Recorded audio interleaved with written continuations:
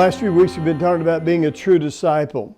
And one of the things about disciples, there's a distinction about him. Go back and watch those. Now, today we're taking up where we left off last week about the daily life of a disciple is going to be, it's going to be an interrupted life. It's going to be interrupted. There are going to be times where your meals are interrupted. People are going to need you. And the Bible says that they weren't, in so much as they could not even eat, the people were thronging them. And maybe we're not going to have like Jesus where they thronged us, but there's going to be people that need us at times where it's uncomfortable, and really it's called to deny ourselves and help them. But underneath that interrupted life is your sleep might be interrupted.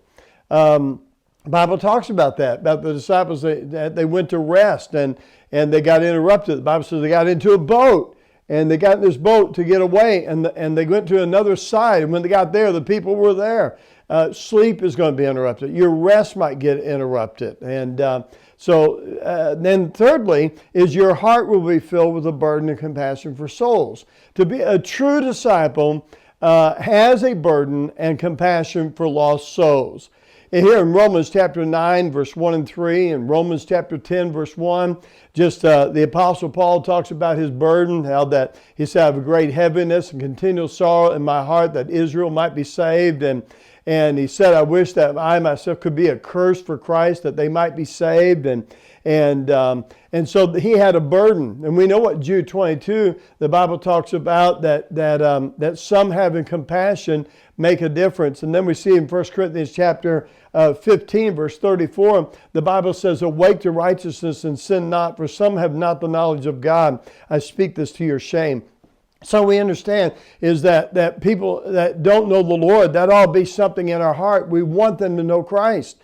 In other words, we should be willing and ready to share Christ wherever we go. I was recently on a plane and I sat down next to a man a few years older than me, I'm going to guess. But anyway, I sat down there next to him and he looked at me, and of course we had masks on. And I didn't recognize him, but somewhere or another he recognized me, and he says, hey, Marvin. And I looked at him and said, do I know you? And he says, yeah. And he told me his name. And here's what he said. He said, 10 or so years ago, you and I on a plane, we talked about the Lord. I want to tell you something, that there ought to be something in you to want to talk about the Lord. I couldn't believe he remembered it. He gave me his business card. I'm going to be in touch with him and reach out to him. And he knows the Lord. He knows the Lord. But, I must have reached out and said something to him about the Lord 10 years ago. I don't even remember it. But I'm just saying to you, is when you know the Lord, when you're a disciple of the Lord, and you're following the Lord, that authentic life of a disciple is you're going to have a burden and a compassion for lost souls. And so that is a part of the daily life of a disciple, and we'll take up here next week.